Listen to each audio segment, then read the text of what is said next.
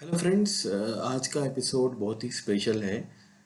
Special episode for special parents who are taking care for their special kids.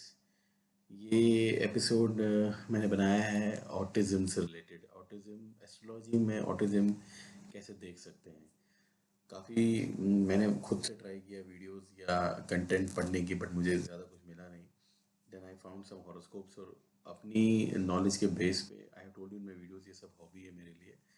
तो but अपनी knowledge के base में I have compiled this video to help those parents जो इससे शायद देख सकें कि उनका बच्चा किस लेवल पे है ऑटिज्म के स्पेक्ट्रम में, और आगे आने वाला टाइम कैसे हो सकता है। तो आप इसको एक बार देखिए। As I have told you, ये सिर्फ हॉबी है मेरे लिए। तो आप देखिए, और आप देखिए कि ये वीडियो आपको कैसे हेल्प करता है if your kid is following in that spectrum. मैं इसमें ऑटिज्म को एक्सप्लेन नहीं करूँगा। Autism as a medical term क्या है, उसके लिए काफ़ी वीडियोज़ हैं। मैं सिर्फ एस्ट्रोलॉजिकल पॉइंट्स के पॉइंट ऑफ व्यू से इसको प्रेजेंट करने की ट्राई करूँगा। सी देखिए पेरेंट्स, एक बच्चे की खुशी होना is a very important part of one's life, और ये भी एस्ट्रोलॉजी में चार्ट में ये भी डिफाइंड होता है। एक बच्चे के साथ जो टाइम स्पेंड करते हैं, उसका खेलना, उसका हंसना, ये बहुत इंपॉर्टेंट होता है। तो fifth house generally denotes progeny, and fourth house in your horoscope denotes happiness. तो ये दोनों चीज़ें, इन दोनों का रिलेशन देखना पड़ता है कि आपको बच्चों की तरफ से आपको खुशी मिलेगी या नहीं। ये आपके हॉरोस्कोप के पॉइंट ऑफ व्यू से है। अब ये देखते हैं कि वो जो किड है उसके हॉरोस्कोप में कैसे हम देखें कि यार इसमें ऑटिज्म के कितने ट्रेड्स हैं भी कि नहीं, और क्या वो ठीक हो पाएंगे। क्या मैं कोई रेमेडी यूज़ करके उनको ठीक कर सकता हूँ या नहीं कर सकता हूँ। तो it's just a trial. So I will try to explain कि कौन से प्लैनेट्स हैं, कौन से हाउस हैं, क्योंकि अल्टीमेटली ये सारा जो है, ये ऑटिज्म इन बर्थ चार्ट जो है, ये डिफाइन होता है प्लैनेट्स और हाउस से। कौन से घर में कौन सा प्लैनेट बैठा है, कौन से घर को कौन सा प्लैनेट देख रहा है, एस्पेक्ट क्या है, वो एक्सॉल्टेशन में है या डेबिलिटेशन में है। ये एक्सॉल्टेशन, डेबिलिटेशन, एस्पेक्ट, इनके भी वीडियोस मैं बना रहा हूँ, वो आएंगे इवेंचुअली। तो सबसे पहले हमें कौन से हाउस यानी कौन से घर हॉरोस्कोप में देखने चाहिए, ताकि हम डिफाइन कर सकें कि यार मेरे बच्चे को या मेरी बच्ची को क्या ऑटिज्म है या नहीं। तो हॉरोस्कोप पे जो 12 घर होते हैं हमारे, उसमें से कौन सा हाउस इज़ इम्पोर्टेंट, जिसको जो सिग्निफाई करता है इस चीज़ को, हम वो जानेंगे इस वीडियो में। तो एज यू नो दैट हमारे में मेजरली जो अपना पहला हाउस होता है इसका पर्सनैलिटी का, वो तो इम्पोर्टेंट रहता ही है ना। तो उसके साथ साथ ये भी देखना है कि कौन से प्लैनेट्स इंपॉर्टेंट हैं इसको, जो जो ऑटिज्म को प्रमोट कर रहे हैं मेरे बच्चे के हॉरोस्कोप में, और जिनकी मुझे इवेंचुअली फिर रेमेडी करनी है।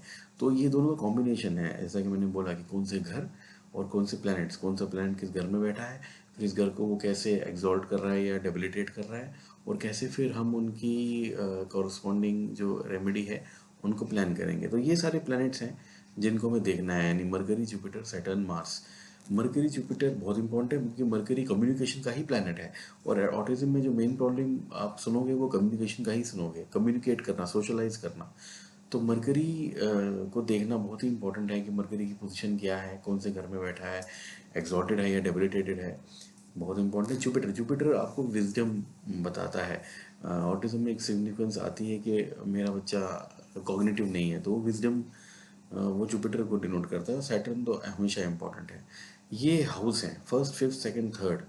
तो हमको ये हाउसों पे ध्यान देना है, पहले पे, पांचवे पे, दूसरे पे और तीसरे पे। अगर हमें डिफाइन करना है कि क्या मेरे बच्चे के हॉरोस्कोप में ऑटिज्म का क्या लेवल है। पहला पर्सनैलिटी का है, पांचवा होता है सोशल इंटरेक्शन का, दूसरा घर है स्पीच का, और तीसरा है कम्युनिकेशन का। तो ये चार घर इंपॉर्टेंट हो गए। मैंने यहाँ छठे घर की बात नहीं की। आप एस्ट्रोलॉजी में आप बहुत बार देखोगे छठे घर की बात होती है, क्योंकि छठा घर हेल्थ और डिजीज से रिलेटेड होता है। बट मैंने ये देखा है छठा घर का इतना इंपॉर्टेंस नहीं आ रहा है ऑटिज्म को डिफाइन करने में। और मेडिकली भी आप बहुत बार देखोगे ऑटिज्म को एक डिजीज़ नहीं माना जाता, एक बिहेवियरल इशू माना जाता है। तो हम बिहेवियर एस्पेक्ट से ही जो प्लैनेट्स ऑटिज्म को डिफाइन करते हैं उनको देखेंगे। ये अपना हॉरोस्कोप आ गया, चार्ट आ गया, 12 घर, 9 प्लैनेट्स। तो इस हॉरोस्कोप पे ही अब हम बात करेंगे कि हमको क्या देखना है। जैसे कि मैंने बोला कि जो हाउस है, हमको पहला, दूसरा, तीसरा, पांचवा मेजरली ये हाउस देखने और प्लैनेट्स में मरकरी, जुपिटर, सैटर्न और मार्स को हमें देखना चाहिए। तो अब अगर हम पहले हाउस को देखें, तो अगर पहले हाउस में आपके पर्सनैलिटी पॉइंट ऑफ व्यू से कोई जैसे कि कोई प्रॉब्लम है, मतलब कि जैसे मैंने एक वीडियो बनाया है कि पहले हाउस में अगर अफ्लिक्टेड है, उसमें मान लो सैटर्न बैठा है और सैटर्न आपका डेबिलिटेटेड है, तो उससे आपका जो पर्सनैलिटी है वही डाउन हो गई। ठीक है। तो अब कभी कभी किसी बच्चे में आप डिफॉर्मिटी देखते हो कि उसको ऑटिज्म भी है बट उसमें डिफॉर्मिटी भी है, तो उसका उसका पहला हाउस जो है वो ठीक नहीं है। कोई बच्चा होता है जो बिल्कुल ठीक होता है देखने में, लेकिन उसको फिर भी ऑटिज्म के ट्रेट्स होते हैं और उसका पहला हाउस ठीक है। ओके। तो फिर आपका यहाँ पे फिफ्थ हाउस और थर्ड हाउस और सेकंड हाउस की बात करें, मान लो सेकंड हाउस स्पीच का हाउस है। अब कोई आप बोलोगे नहीं मेरे बच्चे की स्पीच तो ठीक है, मतलब उसका सेकंड हाउस ठीक है, लेकिन मेरा बच्चा कम्युनिकेट नहीं करता, मतलब उसके थर्ड हाउस में प्रॉब्लम है। ठीक है। तो अब हमें जो हाउस में प्रॉब्लम फिर उसी की रेमेडी करनी है। ठीक है ना। तो अगर मान लो थर्ड हाउस में उसके राहु आ गया, तो उसकी कम्युनिकेशन होगी बट मगर स्लिपरी कम्युनिकेशन होगी। अगर उसके थर्ड हाउस में सैटर्न आ गया और सैटर्न अच्छा नहीं है, तो उसकी वो बिल्कुल कम्युनिकेट नहीं करेगा, वो बहुत जिद्दी होगा कम्युनिकेट करने में। लेकिन अगर सेकंड हाउस में उसके अच्छा प्लेनेट बैठा होगा, तो स्पीच अच्छी होगी उसकी, तो मतलब उसको बोलने में कोई प्रॉब्लम नहीं होगी। अगर मान लो उसके सेकंड हाउस में सैटर्न आ गया, तो वो बोल ही नहीं पा रहा होगा, लेकिन थर्ड हाउस उसका अच्छा है, तो वो कम्युनिकेट करना चाह रहा है, कम्युनिकेशन में आपको दिखेगा कोई प्रॉब्लम नहीं, आई कांटेक्ट बहुत अच्छा है, लेकिन वो बोल नहीं पा रहा क्योंकि सेकंड हाउस उसका खराब है। ठीक है। फिर उसके बाद फिफ्थ हाउस। अब फिफ्थ हाउस क्यों? फिफ्थ हाउस इसलिए क्योंकि फिफ्थ हाउस ओवरऑल सोशलाइजेशन दिखाता है। ठीक है। तो मान लो उसका सेकंड हाउस अच्छा है, थर्ड हाउस अच्छा है, मतलब उसका स्पीच भी अच्छा है, कम्युनिकेशन भी अच्छा है, लेकिन उसका फिफ्थ हाउस ही अच्छा नहीं है, तो वो फिर वो इतना इंटरेस्ट ही नहीं दिखाएगा सोशलाइजेशन में। तो ये जो चीज़ें हैं ना, ये ओवरऑल आपको देखनी चाहिए, देखनी होंगी अगर आपको ऑटिज्म डिफाइन करना है। उसके बाद आपको इम्पोर्टेंट देखना है कि आपका मार्स डेबिलिटेशन में तो नहीं है, मार्स 4 नंबर पे तो नहीं है। अगर मार्स डेबिलिटेशन में हो और मार्स सेकंड या थर्ड हाउस को देख रहा हो, तो ज़रूर आपको ऑटिज्म के ट्रेट्स कहीं ना कहीं देगा। अगर बाकी प्लैनेट्स भी सपोर्ट कर रहे हैं, तो फिर देखना है ट्वेल्थ हाउस में कोई प्लैनेट तो नहीं जा रहा है। मान लो मरकरी ट्वेल्थ हाउस में चला गया, तो इंटेलेक्ट ट्वेल्थ हाउस में चला गया, जुपिटर ट्वेल्थ हाउस में चला गया, तो मतलब कॉग्निटिव विजडम ये ट्वेल्थ हाउस में चले गए। ठीक है। तो वहाँ पे आपको लॉस दिखेगा। तो ये twelfth house, six house, eighth house को आपको बाद में देखना चाहिए।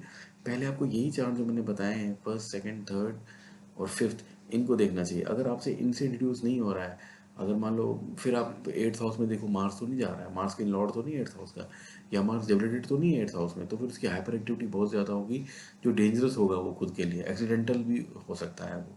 तो फिर वो एक अलग जोन में चला जाएगा। ये जो फर्स्ट, सेकंड, थर्ड, फिफ्थ है, ये क्यूरेबल ट्रीटेबल जोन्स हैं।